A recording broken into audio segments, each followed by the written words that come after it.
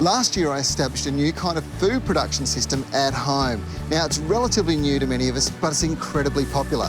It's called Aquaponics, a combination of growing edible fish species in a symbiotic relationship with hydroponic plants. Over the last winter, we produced 2 crops of trout, 35 fish in total, weighing 500 grams each, and an endless supply of herbs. This autumn, I'm expanding the concept to include the production of edible water plants, which I'll tell you about a bit later in the show, and I'm farming a West Australian delicacy, marron, a large freshwater crayfish. So Dave, you know, I love the whole idea of aquaponics, but explain it for our viewers. Aquaponics is the process of having fish within your fish tank to provide nutrients for your plants, which is then recycled back into the fish tank as clean water in a complete recyclable process. So a completely natural process. Absolutely natural. Now, my original system was pretty basic. I've got the tray, I've been growing all sorts of herbs and veggies in there, and been growing trout.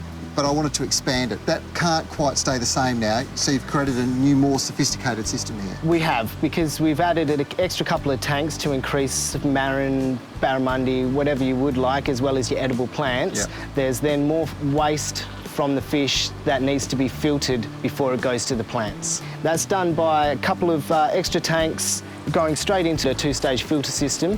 One we call the pre-filter, which allows all the solids to drop to the bottom, allowing clear water to rise to the top, and then going into a biological filter, which then breaks down the ammonia to nitrates, and then feed the plants that way, and still going back straight into the tanks as clean water for the fish. So there's no chemicals, it's completely natural, nothing's changed? No, it's completely organic. And because there is no run-to-waste method with normal feeding of plants in a bed of any sort, the water goes back into the tank, so we're saving water at the same time.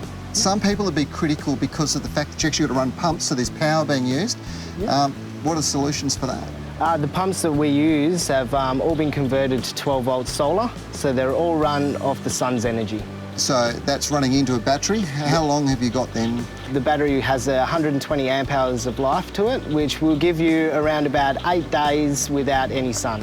How good's that? So no power bills? No power bills. Food supply? Food supply. All self-sustained? Everything. Fantastic.